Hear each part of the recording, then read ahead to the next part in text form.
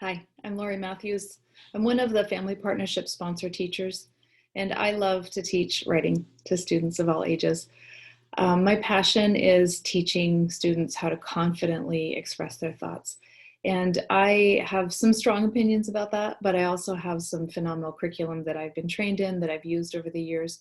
And I'm making videos over the course of this school year so that I can show other homeschooling families how to apply some different writing strategies at home with your child. I'm going to try to cover across the spectrum of grades and different types of writing, as many as I can pull in. This first video, this is focusing on summary writing. So writing a paragraph, this is just getting one good, strong, solid paragraph, summarizing anything. It could be a newspaper article, it could be a documentary, it could be a chapter in a science textbook, it could be a chapter in a math textbook, could be a book, could be a chapter in a book. So really, I mean, anything that you would like to have your child summarize, this is a beautiful way to pull in writing. So the curriculum that I'm going to be showing you how to use here is called Step Up to Writing. This is the high school, it's a copy of the high school binder, and it's a lot. It's a pretty major binder, and the way this is set up, it's geared towards teachers. So the teacher goes to the training, and then they bring the concepts back into their classroom, put them into play. So I've asked for and received permission to show homeschooling parents how to use their content. And so that's what I'll be doing here. So I'd like to start first by asking you, if you haven't already, to please pause the video and print off the documents that are attached, because I'll want you to follow along. We'll be color coding, you'll be taking notes, so that when you go to apply this with your child, you'll be super confident, you'll know exactly how to do this. You also will need at least one sheet of plain printer paper, and you need 3 colored pencils that are sharpened. You can use pens, you can use crayons, but colored pencils are the best if you've got them. I need you to get a green, a red, and an orange. This looks yellow, but it's orange.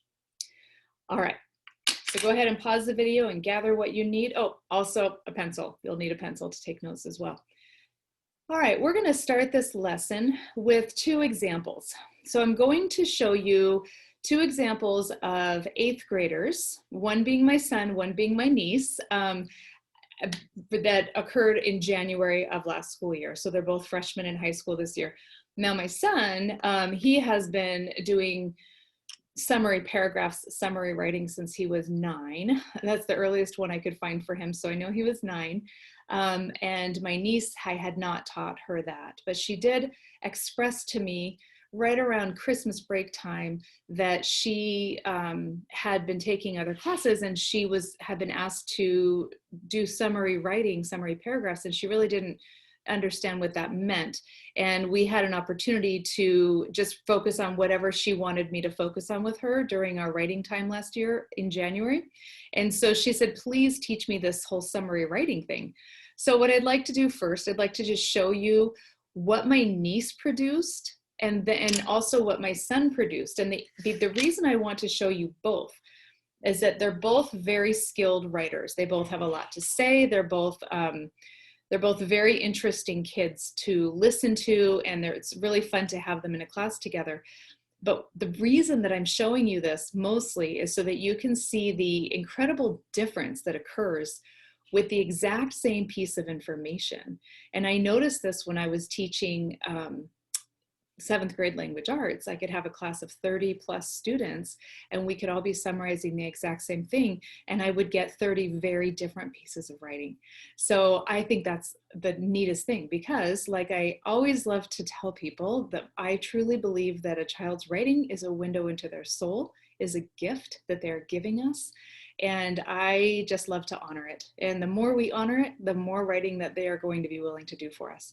So on that note, I'm going to go ahead and pause the video, and I'm going to shift cameras. And I hope this comes through clearly for you. I'm going to show you and point out a couple of items in her paragraph, and then I will show you Cole's, and I'll try to do that very quickly. And just bear with me, and then we'll get into the meat of this. All right, so what I'd like to show you first of all, is that we're going to be creating a very particular type of topic sentence with summary writing. And the Step Up curriculum calls it the IVF topic sentence, and that stands for introduce, verb, and then finish thought. So her topic sentence is three typed lines long. Some of them are longer depending on the identify. So I'm going to go ahead and read through this for you. I would just kind of bracket it around the topic sentence. The BBC online news article, Coronavirus, Australia plans island quarantine as foreigners leave Wuhan, from January 21st, 2020, captures the updated information on the spread of the coronavirus and what various countries are doing to help their citizens. There are many tactics that different countries took in an effort to control the spread of the virus.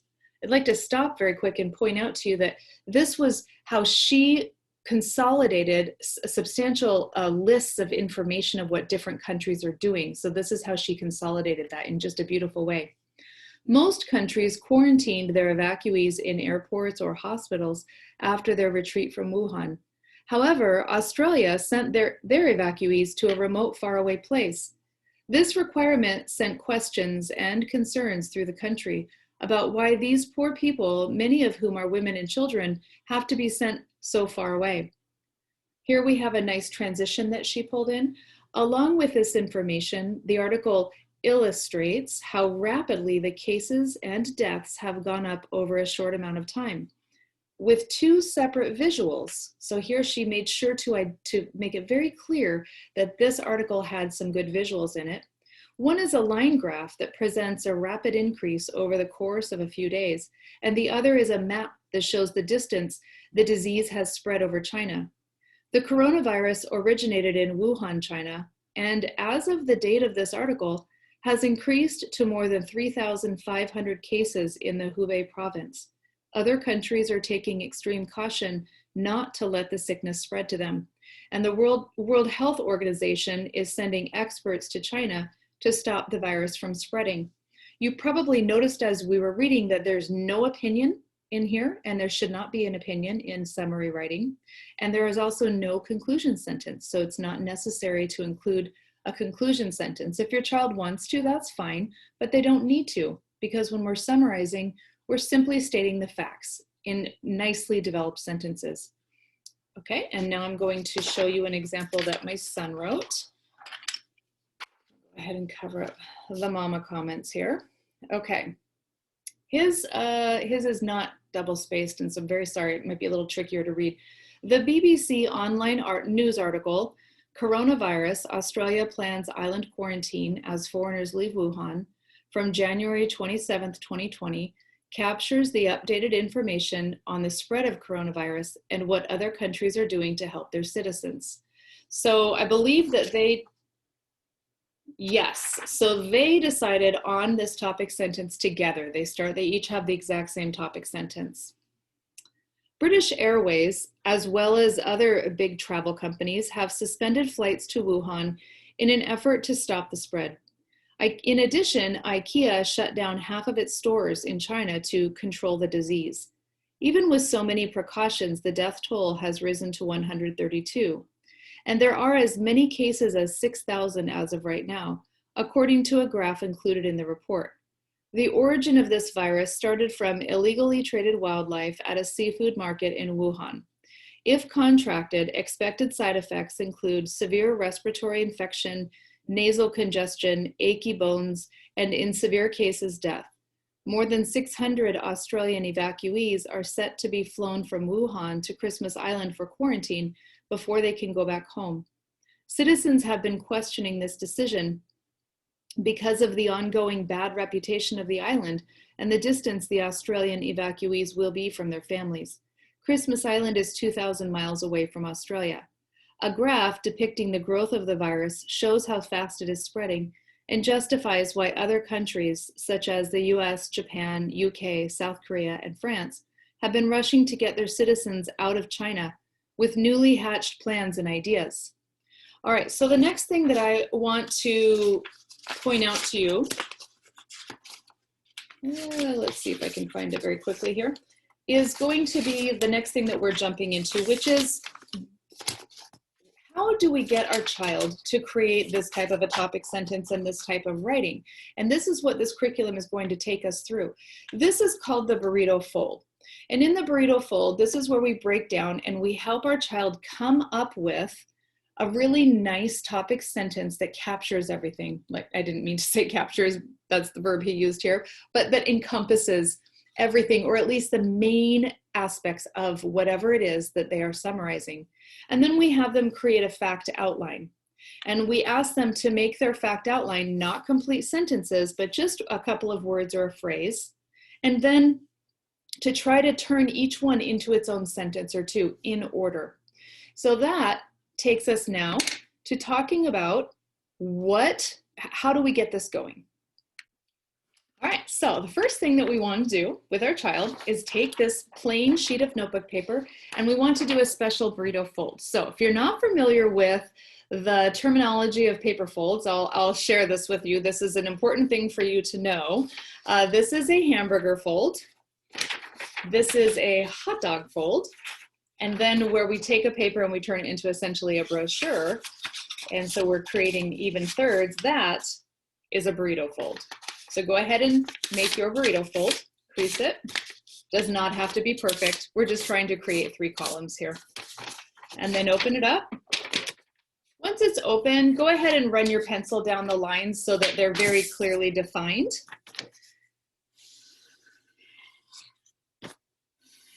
All right, now I'm going to shift this camera again. A good part of the rest of this video is going to be me talking you through these different graphics and these different PDFs. I hope that it's not super boring for you. You're going to need your pencil and your colored pencils handy as we work through this. And I'll try to keep it as engaging as possible, but just trust me, if you could bear with me to the end of this, you'll see what a beautiful way of capturing your child's thoughts this is, and how easily you can pull it into most things. All right, so let's go ahead and shift cameras again. So the first thing we want to do with our green, we want to go ahead and at the top of the first column, we want to write identify, kind of large, and then underline that. The top of the middle column, we want to write verb, and then I like to do a squiggle underline to make sure that that verb is very clearly picked out throughout this entire lesson. And then with the orange, the finished thought.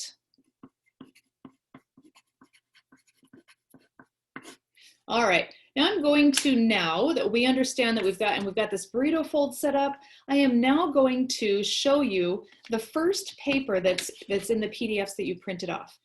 And this is from, and if you probably noticed that I went ahead and I went through and I said whether something was applicable for elementary, middle, high school, or middle or high school, or both.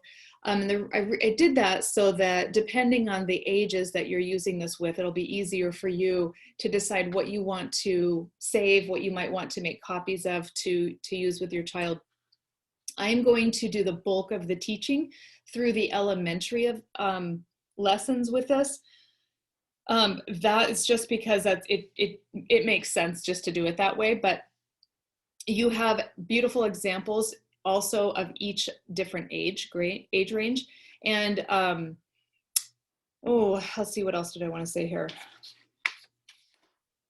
Oh, the other thing I wanted to tell you is that I also did some cutting and pasting because, again, this curriculum is made, it's geared towards teachers going to training, getting fully comfortable with it, and then bringing it back into their classrooms, and only printing off the PDFs that they're already trained in using. So I had to do a blend of the training for you and the examples and the PDFs that you can use. So that's why we have a bit of a blend going on here, but it is all their content. Okay, so this is an example. This would be like a breakdown of the burrito fold with the topic sentence and then the fact outline. This is like showing you what a final draft might look like. Here is the paragraph. So what I want us to do before we do anything else, let's go ahead and color code this. We're going to come up here and let's see what this would have been if it had been done in a burrito fold. The identify is green. So we're going to underline chapter 5, electronics, in my science book. That's the identify. The verb here is explains, so we're going to do a red squiggle underline under explains, and then how a simple telegraph works in orange. All right, so this child read chapter 5 in their science book. They created a burrito fold topic sentence, and then this is their fact outline. These are the key ideas that occurred. Ideally, with a fact outline, we want our child to turn each one of these into a sentence or two. We want to try to avoid letting them do a blend. If they're in elementary, they will blend because they want to. It makes more sense to them, and that's okay. But as they get older, let's ask them to please not do that. If they want to do a blend, then they should put them together like they did here. These three things are together, and you'll see that they're in one sentence. They did end up blending these two together. And again, that's okay because this is an elementary version. All right, so take a minute and read this paragraph. I won't read it to you. I'll just be quiet while you read it. As you read it, go ahead and take note that the topic sentence is exactly the same, and I'm going to color code it for you. And then take note of how each of these turned into a sentence down here.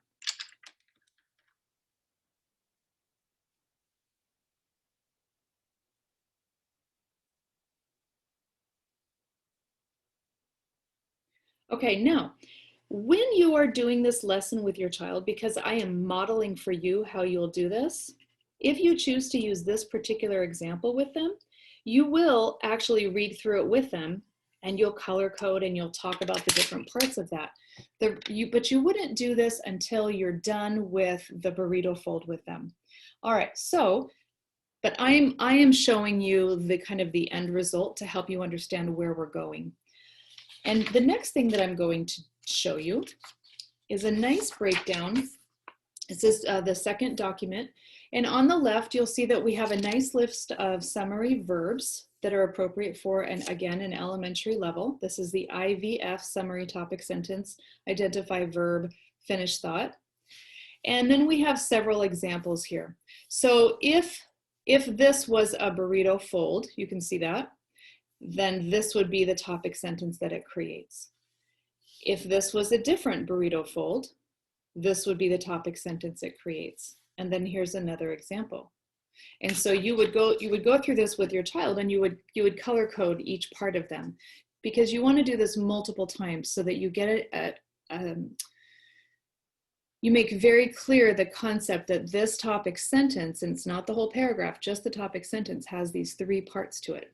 Okay, so that's an elementary example. And then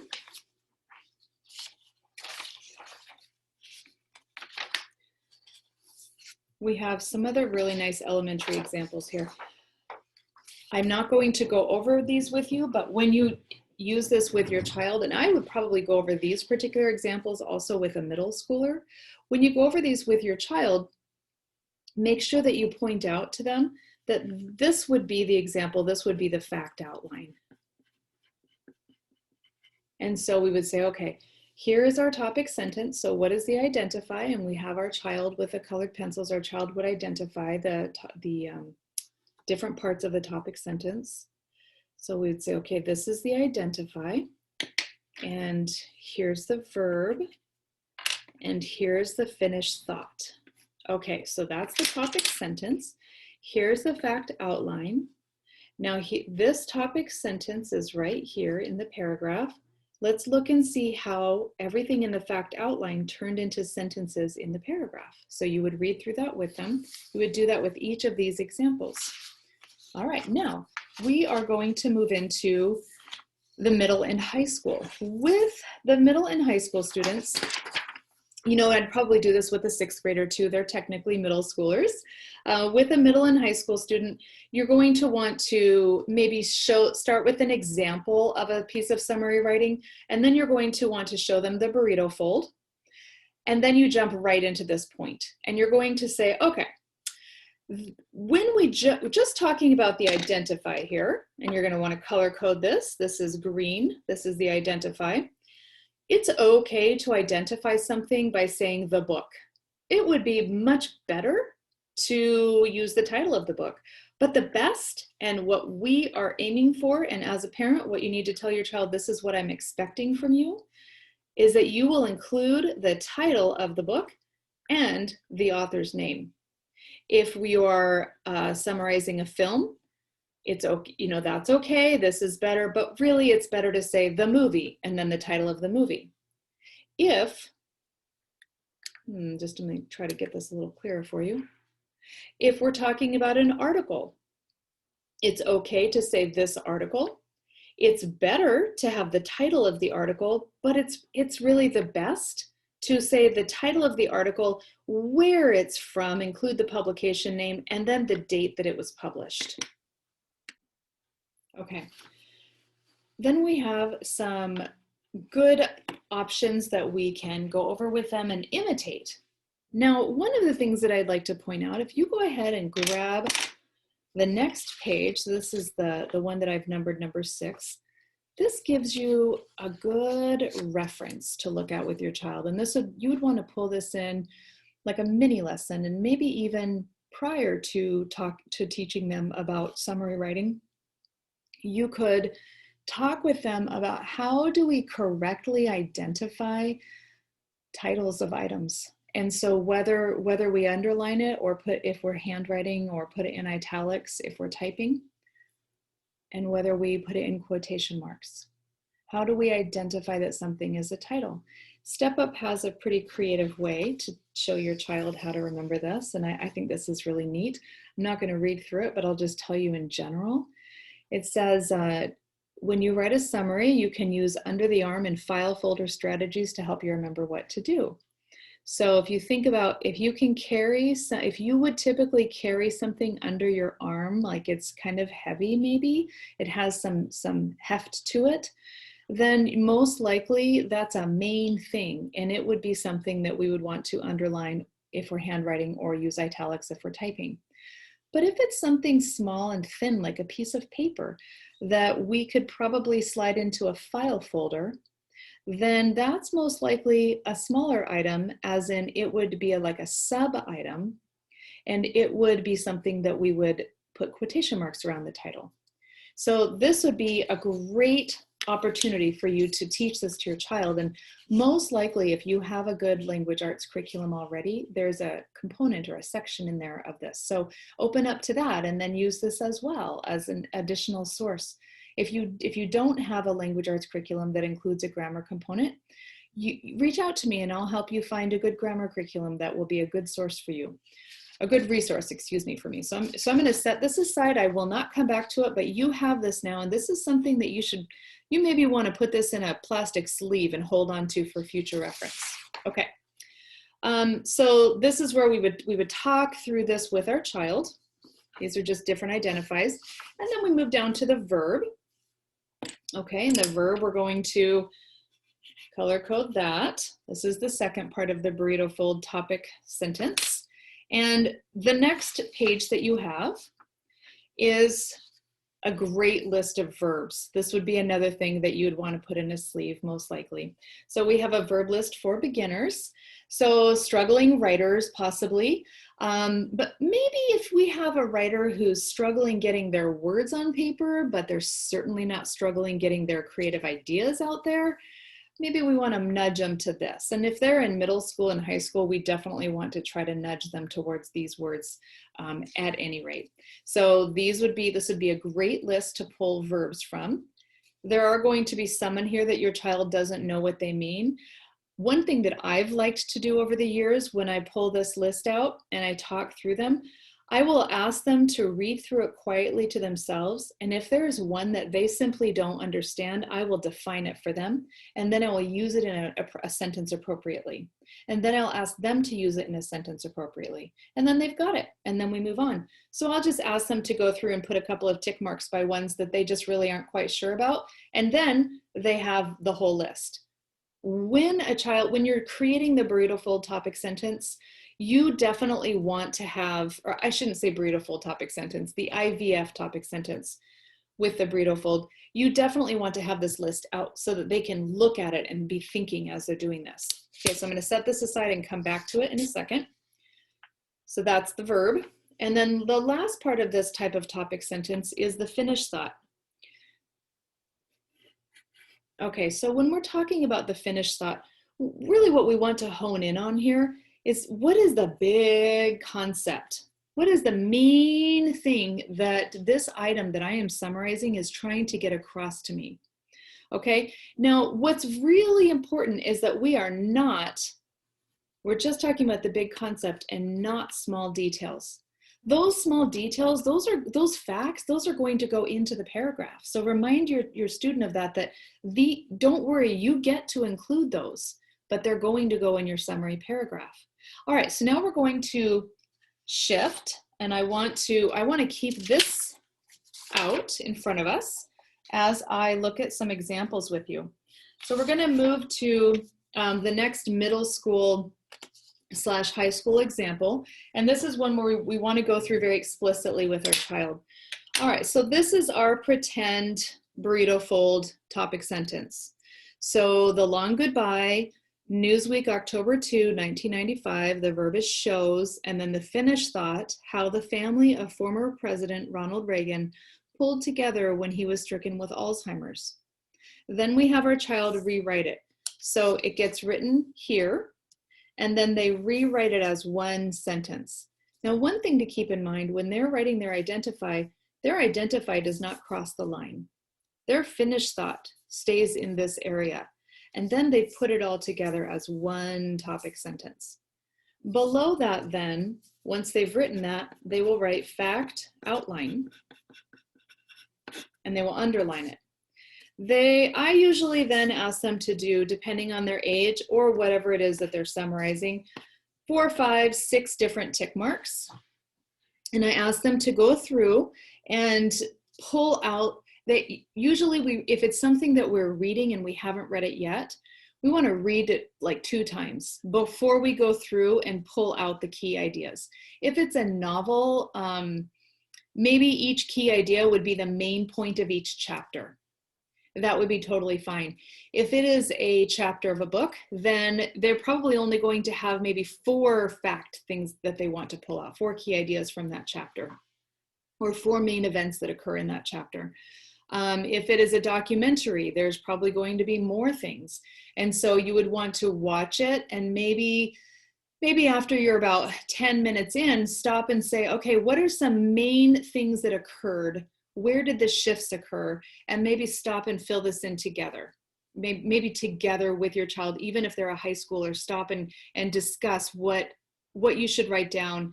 And we don't want complete sentences here. We want 2 words, a phrase, a word, not much, okay? And the reason we want to keep this very, very brief is that it will cause our child's writing to be stunted. When they go to develop their paragraph, their creativity is gone because they're just literally going to copy the topic sentence and then copy each one of these. But if they've already created this and then they come back to it, they're forced to put some energy into developing these sentences, and you're going to get a higher quality sentence, trust me, if you don't allow the sentence to be written on here in this brainstorming outlining phase. Okay. So back to this example, what I like to do is, of course, point out, always point out, okay, so here is the identify. So again, we're color coding, no matter, even if they're seniors, shows, and then how the family of former President Ronald Reagan pulled together when he was stricken with Alzheimer's. And then we tell them, all right, this is our fact outline. Now, you're going to read through this with your child, and you are going to say, okay, let's read this and let's see how each one of these turned into a sentence or 2. And let's see if it's in order, because ideally we want it to be in order. The next thing I do before I even have them read is within the topic sentence. Again, this is making it very, very clear that this topic sentence that we put all that energy into didn't just live up here and then a whole new topic sentence gets written. I've had students do that because they kind of tuned out on that fact that this topic sentence we put all this energy into, this is the one we're using. They'll like come up with a different one. So that's why I've learned that if we color code and we just really do it over and over, they realize, oh, okay, That's that. And now I start my next sentence comes from my fact outline. All right, the next page that I'd like us to pay attention to is a breakdown, a quick overview of the IVF summary topic sentence for high school level. So you'll notice that the pretty drastic difference between the elementary level of this and the high school level. We have the higher level words here. We have examples that are going to be of things that are more appropriate for a high schooler to read and to summarize. And so this would be a good example to go through with your even middle schooler. This is appropriate for middle school as well. So to go through that with your middle or high schooler. The next document I'd like us to look at is another example, but this one we happen to have a great, an actual paragraph that we can look at a high school level. So we had a paragraph at the elementary level that we looked at. We had one at the middle school level, the Ronald Reagan one, and now we have actually two at the high school level. So first of all, we have the burrito fold method. Okay, so we read the item, whatever the item is. So in this case, it's a Reader's Digest article. And then we do the burrito fold method and then copy it to look like a complete sentence, a real sentence, fix any errors that are here, and then make the fact outline. Step 4, use the fact outline to write the summary paragraph. And so here we have the summary paragraph of this exact breakdown right here, this exact example. So the first thing we want to do is go ahead and identify, like we have discussed many times here, we want to color code to show our child, no joke, this is the expectation. And the more comfortable they get with this, the more comfortable they're going to be just even creating this type of topic sentence, and they'll just naturally start to do this at the beginning of a summary. They'll even start to pull this type of topic sentence into other pieces of writing, which is pretty neat. All right, so then what you will want to do with your child is read through this paragraph. As you're reading through the paragraph, point out again, say, here's the fact outline for this. Let's see how each of these turned into a sentence or two. Be very explicit about that when you're pointing that out.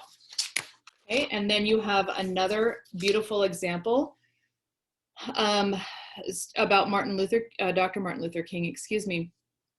Here they've blended it to where they have the IVF topic sentence, the fact outline, and then the paragraph. Again, color code the topic sentence of this, read through this with your child, discuss, identify with them how each of these turned into a very nicely developed sentence or two, okay? And then the next thing I would like to show you is a blank that you can use for your high schooler. I probably wouldn't use this until they've done a couple of these using the actual burrito fold method. Maybe they've done 2 of them and you can say, okay, I'm gonna release you from this now, you big high schooler, and I'm going to let you go ahead and do it on here. But please do a really nice job. And they'll say, okay. And also, by the way, make sure that whether you're having them start with this method or with this method, make sure that they have that verb list with them. That'll be very helpful. One last thing that I think I forgot to mention that's really important is that as you're selecting a verb, you want to be out loud coming up with the finished thought. You want one that makes sense. And sometimes when I teach this, I'll do several different options. Like we'll come up with a verb together and then I'll come up with a finished thought. And then I'll say, now you come up with a finished thought that matches that verb. Or if you have a different verb, give me your verb and your finished thought. And then we'll talk about them and we'll pick one that we like the best. I try really hard to pick theirs. But there's a lot of conversation that can happen between that. All right. Now we're going to move on to how can we use this strategy to analyze graphs. So this is a way to pull this into science and math. So you can use this same process to analyze and interpret graphs. The first thing you want to do is identify the item and then select your verb and then write your finished thought. Okay, next, rewrite the sentence in a normal format. Make a list or a fact outline. I absolutely would not want them to write the sentences here. I would just want to have a brief, like a phrase right here for each of them. And then you write the formal paragraph. And I think it's also, personally, if I was having my child use this strategy to analyze a graph, I would want the graphic included with the final draft. So I would like have him make a copy of it, and then we'd probably just glue stick it to the item, or if it's online, cut and paste it into the document so that that was part of it, because it looks nice and it's a nice complete finished product.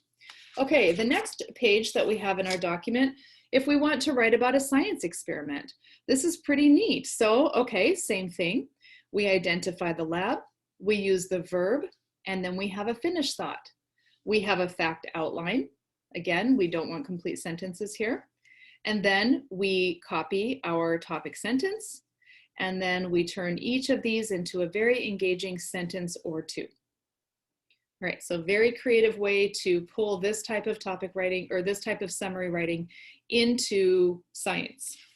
Now, transitions can be used, they don't have to be used. Sometimes they're very helpful, sometimes they make it feel forced, but I included 2 pages of transitions for you. These are going to be helpful in all writing. So these are things to definitely stick into a plastic sleeve and have to pull out. So a great list of transitions here, and these are ones that naturally go together in one piece of writing. And then we have more transitions broken down by the purpose of using that particular transition. You hung in there very long time. We're almost at the end. I want to share with you one more example. This example is from when my son was 9. And it's a special one, and it's handwritten in his handwriting when he was trying really hard to use his very best handwriting. And so it's his final draft. And I would like to just take an opportunity to show you how you can incorporate this with a younger child. So first I'm going to flip the camera back one more time. So this is for the younger children or the very, very reluctant writers, even if they're middle schoolers. All right, so this is our burrito fold topic sentence and fact outline. My son was 9 and he read The Sign of the Beaver, and he was summarizing here chapter 15 from Sign of the Beaver. Now you'll notice that this is not in a child's handwriting, this is in mom's handwriting. All right, so this is in my handwriting. So I did this lesson with Cole, we talked through it, and then he talked and I wrote.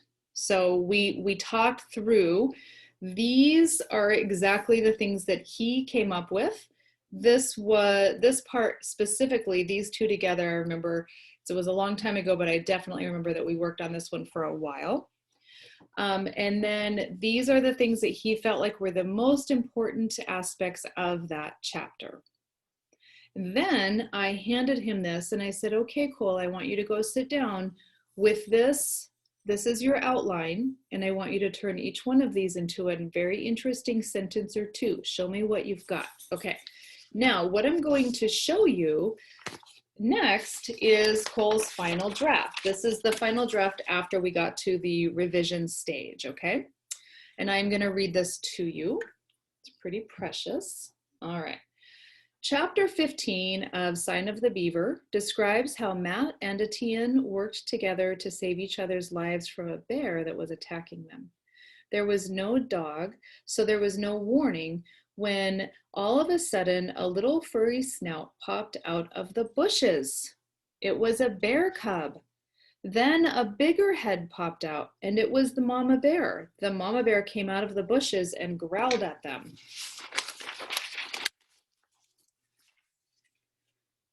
Matt threw a dead bunny at it, which distracted it for long enough for Etienne to shoot it with his bow, and he did.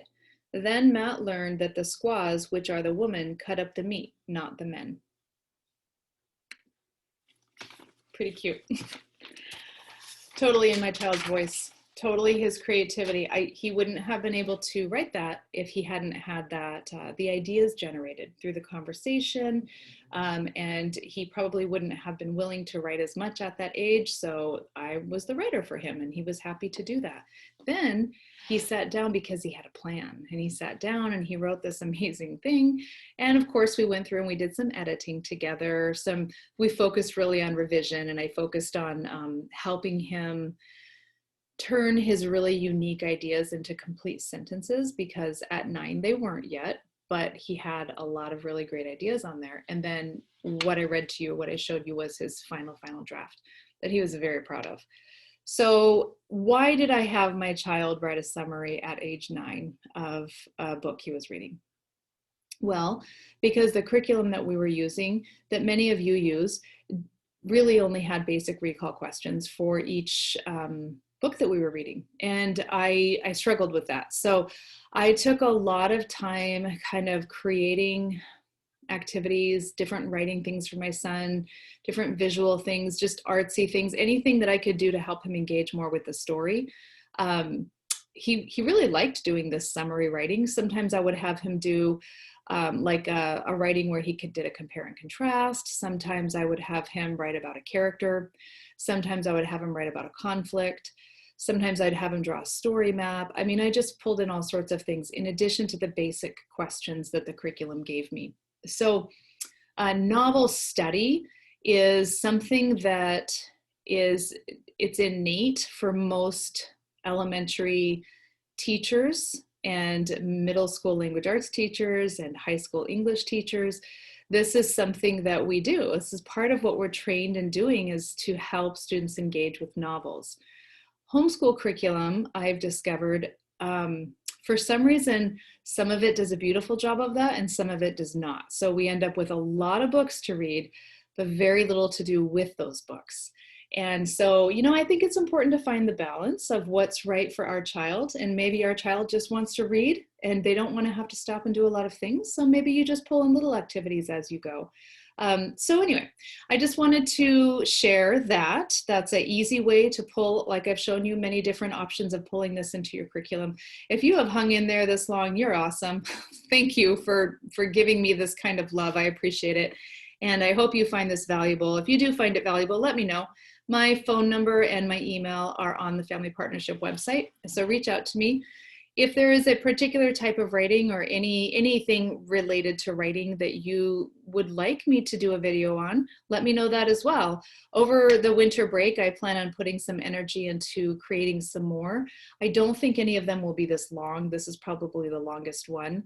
And the future ones will be more geared, not subject specific, but age range specific. So maybe more geared towards older elementary or middle or high school specifically.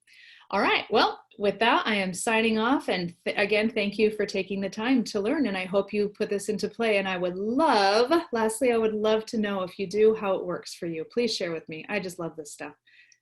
Thank you.